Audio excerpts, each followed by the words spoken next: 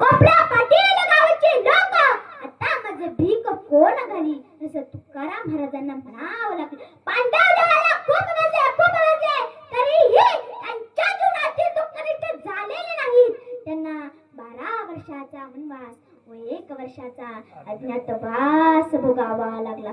द्रौपदी देवाला खूप वेगळे तरीही तिच्या जीवनातील दुःख निष्ठ झालेले नाही. तिला वस्त्रहरणाला सामोरं जावं लागलं. राजा हरिश्चंद्र देवाला खूप वेगळा तरीही त्याच्या जीवनातील दुःख निष्ठ झालेले नाही. त्याला स्वतःही मुलगा व पत्नीला विकावं लागलं आणि काशीच्या घाटावर प्रेत जाळीत बसावं लागलं.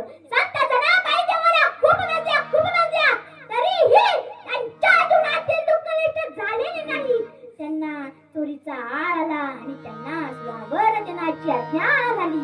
मग संत जनाबाईंना म्हणावं लागलं, पुण्यवंत पातळ लोकी नेला